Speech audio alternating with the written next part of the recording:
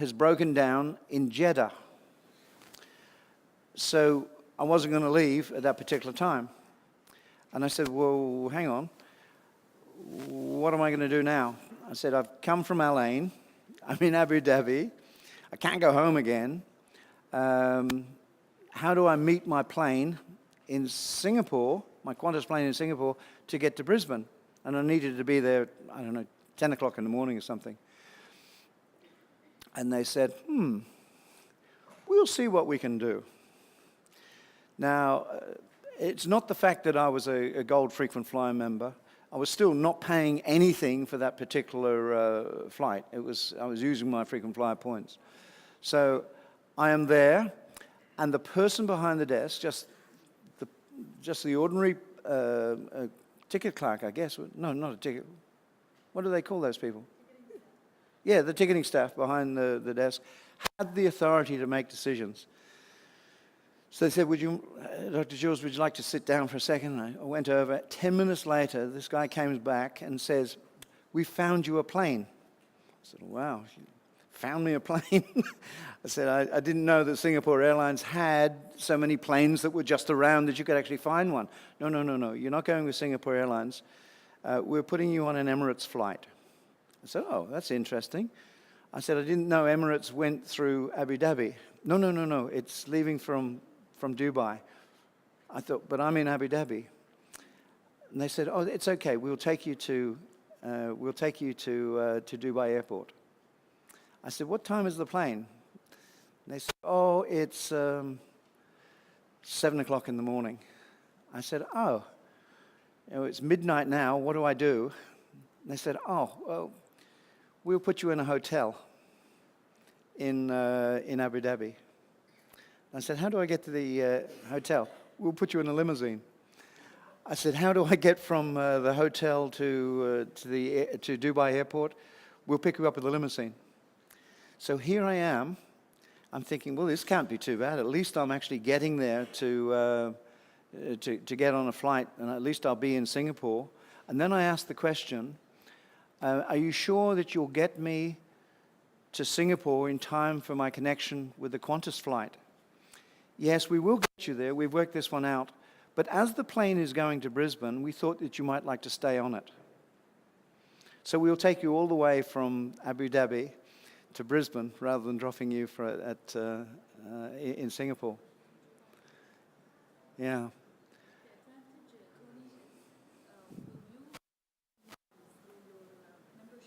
Yeah. Yeah. Yeah. I can't imagine getting better service than that from one person in Abu Dhabi, ticket clerk in Abu Dhabi, who may or may not know that I've only got he knew that I had only got a frequent flyer ticket from Abu Dhabi to Singapore, but decides on his own bat that he can go into a hotel, put me into a hotel in Abu Dhabi with a limousine, then take me to Emirates, then put me in the Emirates lounge in Dubai, and take me from Emirates all the way to Brisbane. Now, that is service. That is service. That's the sort of thing that it would be lovely if we could all have that. They weren't missing out on anything. You know, they did their cross-fertilization of tickets and whatever. But the fact that there was someone in Abu Dhabi that could make those decisions was what was important. The fact that there was somebody there, not at the top, but he could make those decisions just like that. And it was a marvelous example of really true service. I even got my refund from the Qantas frequent flyers that I didn't have to use from Singapore to Brisbane. So it was a marvelous example of service. A work standard consists of both a time factor and a quality factor. And one of the areas of controversy relating to work standard is this dangers of standards being set too high or too low. Quality may decrease because unsustainable quantity measures may be in place.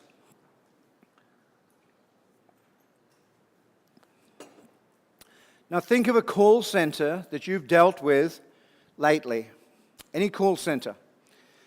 Was the call center person that you were talking to interested in solving a problem? Or were they interested in having you as a number on their list of contacts for the day? What was the impression that you were left with?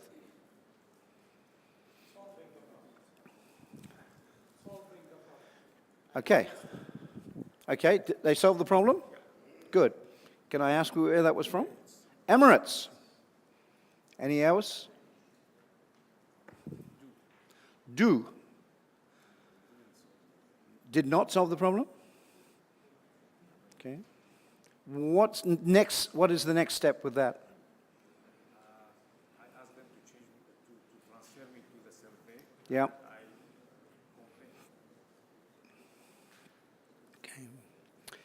Okay. Since I saw you guys last, I've still had some issues with my bank, and I won't tell you which bank it was.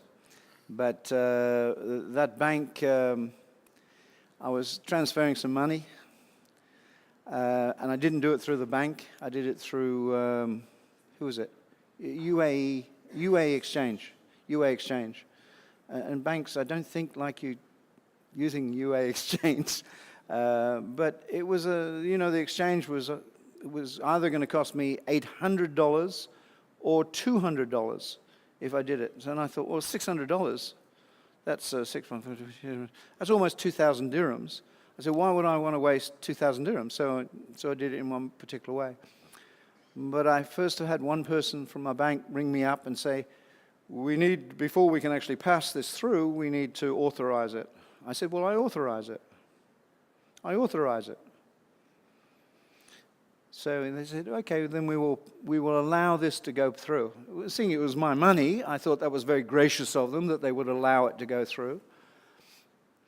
But 6 hours later, I get another call saying, we need to authorize this payment from a completely different person. And I said, but I've already done that. Yes, but we need to authorize it as well. I said, why? They said, well, we need to authorize it. That's our processes. And I said, well, I authorize it. Just send it through. Okay, they said. The following morning, I get my third phone call. We need to authorize this payment. I said, it's already gone. I've already been talking about this twice before. This was an example, and this was the long one. This was a long, tedious conversation about why I was actually sending it in this particular way, the reasons why I was sending that much money through, and whatever. But there were 3 individuals within that banking system that were all in different departments, as it turned out. Each of those departments needed an authorization. So instead of talking, they came to the common factor, the customer. They all kept ringing me. It's 3 people. You're in A, you're in B, you're in C of this particular bank. Wouldn't it be easier if one of you rang me and I said, yes, I'm authorized, and then you told him and you told him? But no, you ring me, then you ring me, and you ring me. This is not good design, and it's certainly not good customer service at the end of the day. So, what we are talking about, however, is making a performance measure on this particular one is not how efficient the system was, but simply how many calls somebody has made in a day. So you've made a call, you've made a call, and you've made a call. Each of you got 1 call to the day. It would have been much easier and a much better system overall if just one of you had made a call, thinking about quantity rather than, thinking about quality of the service rather than the quantity of the service. The quantity of service had a detrimental effect on the customer in the long run. So think about this of how you're actually measuring performance. If you're measuring it only on the number of calls that somebody makes in a day, and those people know that. I've known people in Australia that have worked for call centers that have gone that have left because they are not able to help the people properly. The systems have actually been set up that you have to do, I can't remember the figures, but it was something like 75 calls a day. You have to answer 75 calls a day. You don't have to fix 75 calls a day. You have to answer 75 calls a day. And if you haven't got 75 calls a day in, you say, well, what happened? Oh, but I fixed 68 of them. They're perfectly happy. They're not interested. You're still short in the number of calls. So if you set your system up, if you set your work standards up in this particular way, you are not going to get efficient service. To follow something at a particular principle like that. So, quality versus quantity, always the work standards and measurements. Although time standards can be fairly accurately set for repetitive processes in manufacturing by time study methods, elemental standard data approaches, work sampling, predetermined data approaches, all these types of algorithmic modeling methods that we can use, the variables in service-oriented processes will be much greater. And it will depend on the level of experience of the operator themselves, the maturity or the existing knowledge of the customer, and the nature of the problem. Problems all vary with call centers. So, there can be a simple one that you can answer just like that. But there are some that take, and yours would have taken longer to do. There may therefore be this wide variation in time-based performance measurements, which is not always considered. But too many call centers these days, certainly not in this country, but not just in this country, but throughout the world, are set up on quantity, the number of calls somebody must make in a day. And that's obviously eventually going to impact on the quality that you actually have to give. In previous topics, we've discussed the two distinct ways of improving performance: incremental improvements or radical or breakthrough improvements. It is this continuous interaction between these two types of operation improvements is what we are seeking. Breakthrough, continuous improvement of that breakthrough until another breakthrough is made. The large steps, the little steps. Incremental improvements will evolve from any organization that recognizes continual improvement as a core component of their own quality assurance. The term Kaizen. Can I have a show of hands who's taking the Atlanta exam? The Atlanta exam? Wow, there's not many of you. I don't think I'll even bother marking those. That's too small a number for me. Remember this, Kaizen. It's regardless of how well you think you're doing something, you always know that there's a better way of doing it. Kaizen. This continuous quality improvement. Radical innovations, on the other hand, we suggest are more likely to happen when certain cultural values are present within the organization. And these are associated with the ability to take risks, of allowing people to take risks within your organization and not punishing them when it doesn't come right. To work out where improvements need to be made, most organizations use performance data based on financial consideration. However, customer satisfaction can be rated along various dimensions. I'm going to have to relate you back to your quality topic within the manual on that one. But once an organization has measured its own performance, it must compare results against some sort of a standard. Historical standard, that is current versus past performances. Target or budgeted, what do we need to do? Competitors' performances, how competitive are we in the marketplace? And some sort of absolute standards. For example, what standards are critical for a nuclear reactor? What sort of standards do we want to put in place for a nuclear reactor? This is something that is not discussed too much in textbooks, but I'm a fan of Edward de Bono's thinking. Edward de Bono's 7 hats? 6 hats, 7 hats? I've forgotten how many hats he had. Nobody's heard of de Bono, Edward de Bono? Critical thinking. Anyway, he's a management author. He used the word surpetition. Don't ever try to use this in a Scrabble game, by the way. It's a made-up word. Surpetition is made up of 2 parts. It's a created word that de Bono talked about. Sur is above. S-U-R, surplus. It's going beyond. It's going beyond. And the petition is actually short for competition. So surpetition is simply a word that describes not just being competitive, but it means going beyond that competition. Not thinking of other people's levels of performance, but what you can do yourselves, what your organization can do. The idea here is not to set standards based on simply what is needed, but on what it is possible for you to do. Although traditionally we benchmark, that is, we compare other people's performance and say we need to be able to get to this particular level to be competitive. What he's actually talking about is we have to be competitive to simply be in the game. We have to be at that particular level to be there. But to excel, we need to go further.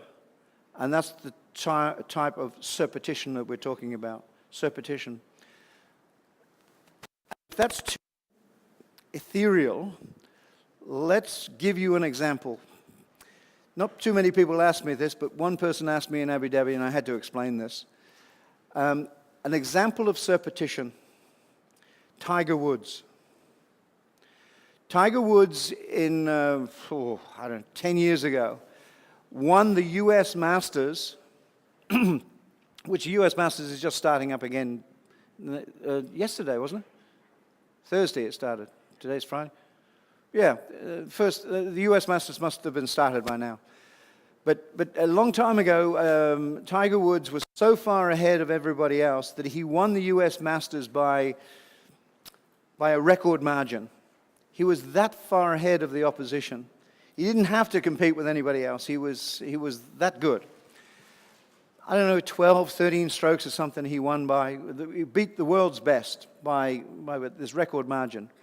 The first thing that he was asked was when he'd finished, and he'd been given his green jacket for winning and whatever, they said to him, well, what are you going to do now? He said, well, now I'm going to change my stroke. Here's a guy that had just been the world's best by a mile. So much better than the competition. But at that particular stage, he wasn't thinking about the competition. He was simply thinking about how good that he could become. And he was prepared to drop everything that he was doing and change his stroke so that he could become even better. That's the best example that I know of a practical application of surpetition. The competition he was having was not with anyone else. It was with himself. He was his competition. And that's really where surpetition comes from. So regardless of how well you need to be doing something, you need to ask in your organization, how well could I be doing something? Not just, how is Dubai Airport comparing with, I was going to say Heathrow, but I won't use that. How it's comparing with, which one? With Singapore. Well, that's a bad example as well. With another good airport. Not how we compare, but it's how much we could be doing. How much better we could be doing. So that term of surpetition and benchmarking are contradictions. That's the end of that particular one. We're not even going to have a break because we're going to go straight on to the next topic. We want to get through this as quickly as we can because we've got 40 minutes before we need to start talking in the last hour about the exam, which is next week, isn't it? The week after? It's for a reason, is it not? I'm concentrating on the exams. I'm not going to do anything that's not in the exams. Do you understand what I'm saying here? When you do a work breakdown schedule, and anyone that's done project management will have done this and know how to do it. But this is my way of actually interpreting when we are actually putting our processes into place. When we're doing our restructuring, there's a whole heap of activities that we need to be able to do before we can get to the end. When we are restructuring, there are activities which we have to combine in order to get a result at the end of the day. So the individual components that they need to link with one another in order to get the end result of your restructuring. So some activities can be undertaken only when other activities have been completed. That is, you call them in series. These are in series. You can't do B until you've finished A. You can't do C until you've finished B. This means that it's got to be done in series. You can't put the roof of a building on until you put the frame up. You can't, paint the doors before the doors have been built. So, but other activities can be undertaken at the same time as you're doing other things within your activities. So these activities are called, you're doing things in parallel at the same time, in parallel. So there's only two types. One is in series, the other one is in parallel. One you have to wait for something else to finish, and parallel ones you can do at the same time. So to accurately assess how long it's going to take to complete the whole project or the whole change of structure that you're going to introduce, you have to understand how these activities interact with one another. You don't just add up all of the individual times, because you can do some of them together. You need to know what is the shortest amount of time it will take to do all of those activities, bearing in mind some of them are in series and some of them are in parallel. And that's called a work breakdown schedule.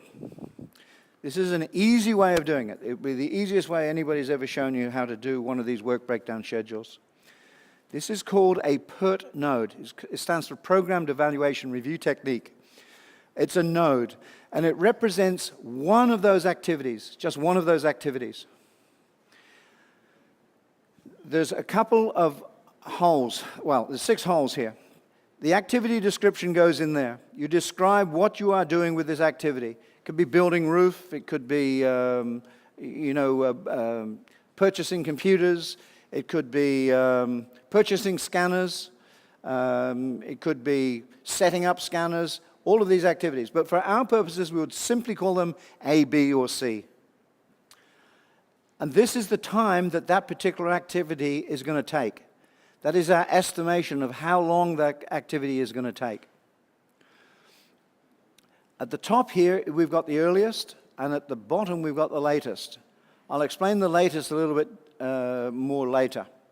But the earliest one, if we have the first particular activity, we can usually start it right away at 0. And if the activity duration is that, then the earliest finish must be the earliest start date plus the activity duration, and that's the earliest finish date. So far, so good? Let's move it over to this one. This is a complete critical path, except I haven't filled in the red bits yet. This is activity 1, which you can see that activity C cannot be completed until activity A has been completed. That means it's in series. However, activity B can be done at the same time as activity A. Both of them can start at 0.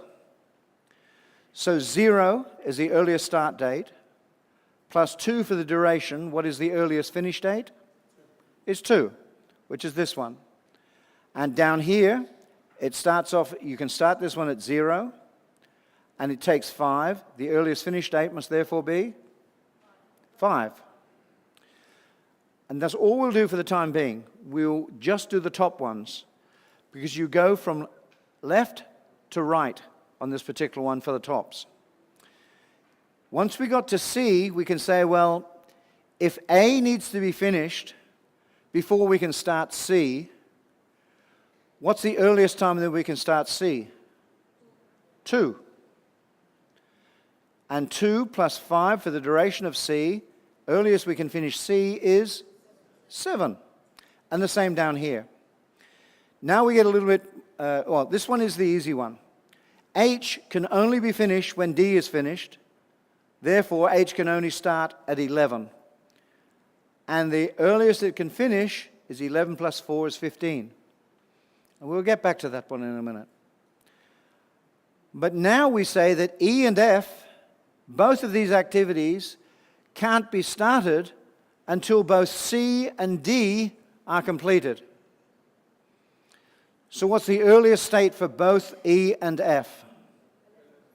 It's 11, because this one is the earliest that you can finish is 11. So the earliest you can start this is 11. 11 plus 9 is 20. 11 plus 5 is 16. G, on the other hand, can't be finished until both E and F are finished. So you can finish F at 16, but you can't finish E until 20. So therefore, you can't start G until 20. 20 plus 2 is 22. 22 is when I can start.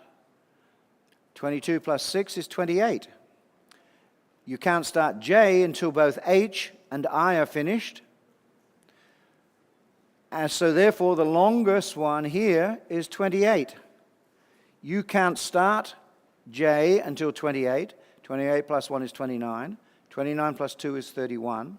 What is 31 representing? 31 is presenting the shortest period of time that those whole of the activities can be completed in. That is how long this activity is going to take. When you're putting something new in, then you know that if you've got those sorts of predecessors, then you know that you can't do it in less than 31. Now that can be 31 nanoseconds, it can be 31 days, it can be 31 weeks, it can be 31 months, it can be anything. But for our purposes, it's just 31. If we wanted to complete that particular activity in 31, what is the latest finish date of that activity? It has to be 31. 31 less 2, and what is the latest start date? 29. And again with this one, 29 less 1 is 28. And up here, the latest start date for I must be 28. Because we can't start this one for 28. But what about this one? We can leave this one go until 28. Therefore, this one here can finish, the latest finish date for this particular one can be 28, which means the latest start time can be 28 less 4 is 24. And this particular one now says we can start it at 11, but we don't have to start it until 24. Which means that there is some slack within that particular activity. And that's what we're looking for. We're looking for two things with work breakdown schedules. We're looking for how long it's going to take, what are the critical paths, and how much slack are in the activities that are not on the critical path.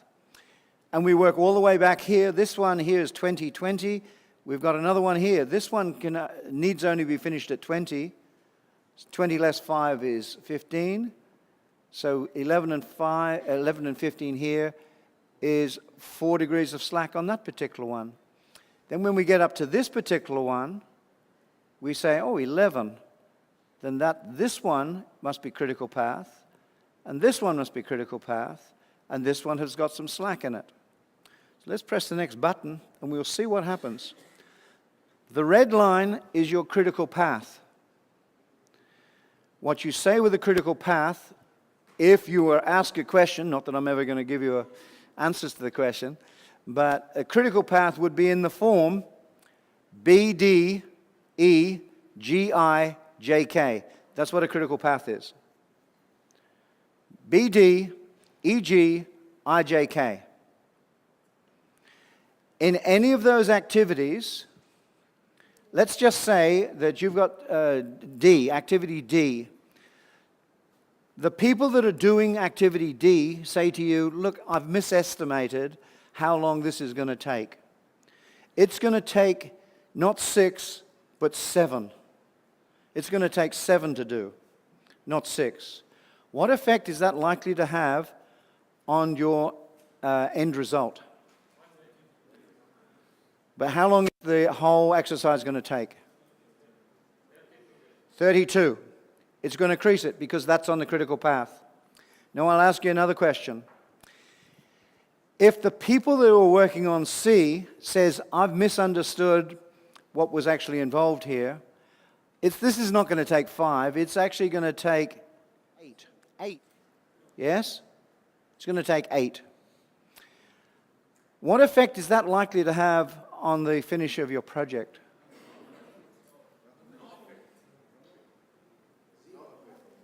Zero effect. Zero effect.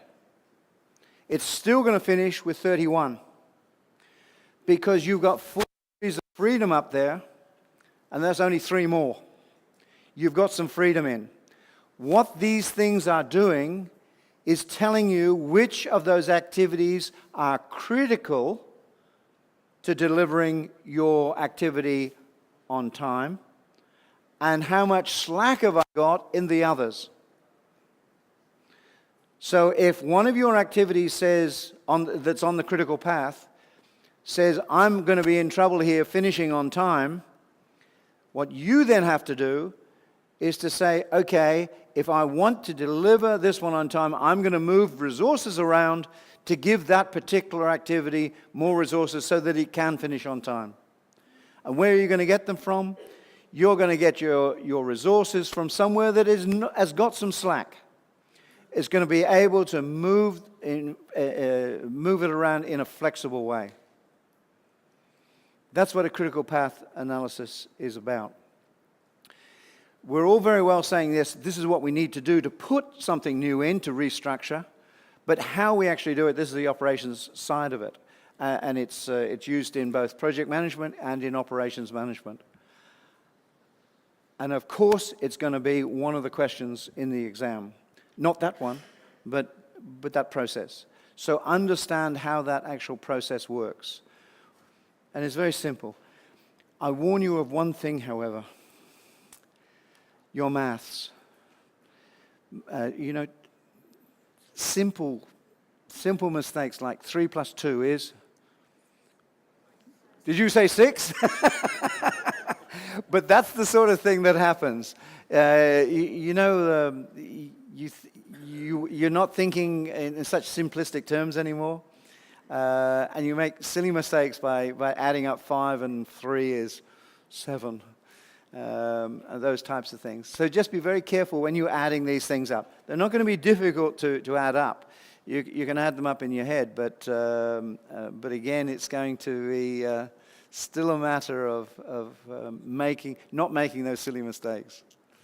It's just a series of adding up and subtracting. But the one that we're going to do now is the last one, and it's on maintenance management. This is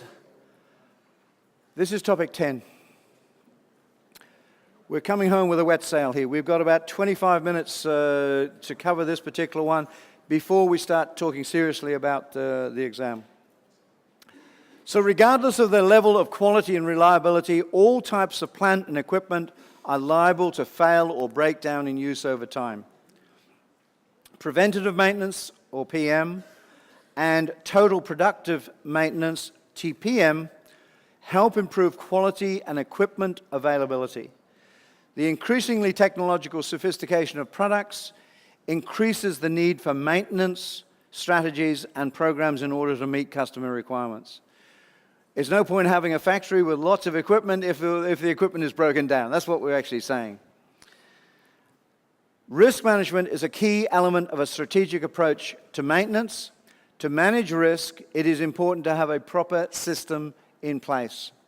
And the system should not only allow for the initial assessment if potential risks arise, but also for prioritizing them, implementation, mitigation actions, and continuously reassessing that risk and mitigation strategies. Like quality management, risk management is add-in rather than add-on. You can't put all your processes in place and then say, well, let's worry about the risk now. It's part of an added into the process before you make decisions. The 3 Mile Island inquiry, as anybody remember 3 Mile Island? This was before Chernobyl. This was an American nuclear power station that had a partial meltdown a long time ago. Here's an example. You see my little dot here? We'll do this as an experiment. Do this as an experiment. Whenever you see a red light that comes on, you must go like that. Got the message? Whenever we see this,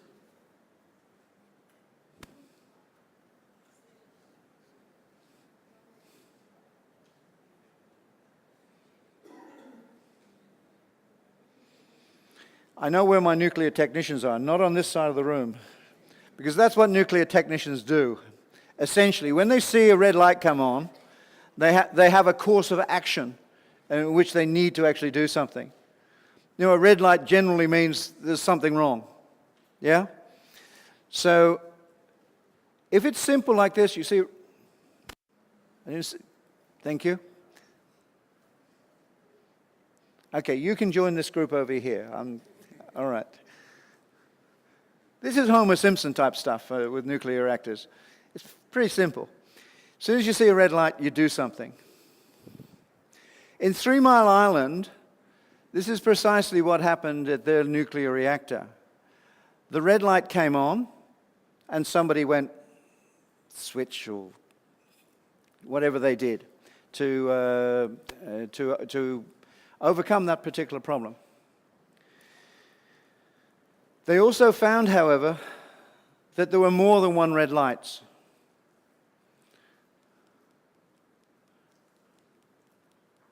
And they went like that.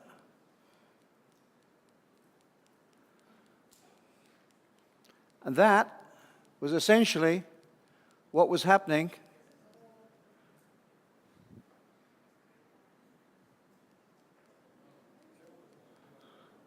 They had red lights everywhere. And they don't all require the same action. Each of those red lights required a different type of action to occur. Some required, but some required, and some required, and some required. And when you have a whole heap of red lights that came on at the same time, you don't know which one to actually handle first. The problem that came out with the inquiry into the 3 Mile Island disaster was the fact that there was no prioritization. They were all red lights. There was no prioritization to say that this is a really, really bad red light, or this is a sort of not too bad a red light. You should always do this red light before you do this red light. So it was the processes in which all of them combined caused the big problem. It wasn't the fact that people didn't know what to do when one light came on. That was simple. It was the fact that when 48 lights came on at the same time, which one do I do first? That was the problem that 3 Mile Island actually had.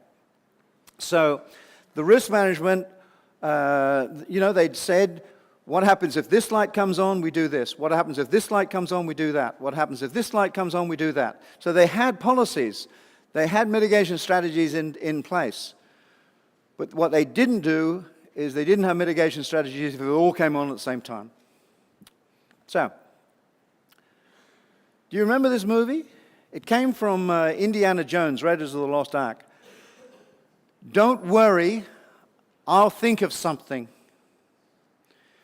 This is not a particularly good policy for a nuclear reactor.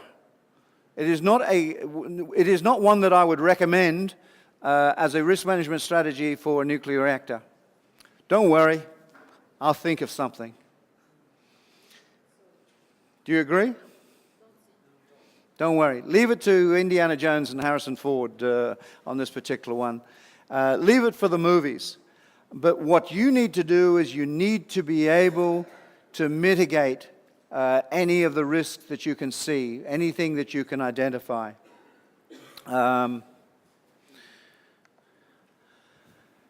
is something called a severity probability factor.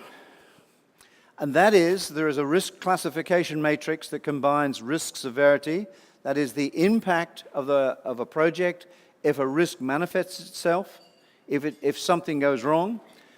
And there's a second one called the risk probability. That's the likeliness of the risk actually manifesting itself.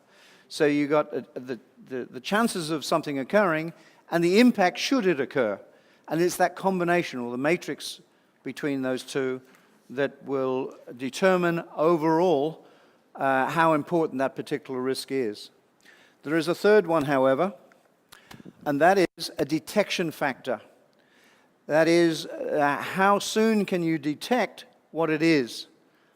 You know, if a red light comes on and says that you've got meltdown in 2 seconds, that's pretty serious. But if a red light comes on and says you've got 6 months to actually do something about this red light coming on, then that is not so bad. The detection factor, yes, a meltdown is pretty bad, by the way. A meltdown of the core of a nuclear reactor is a bad thing. Well, it's not a good thing.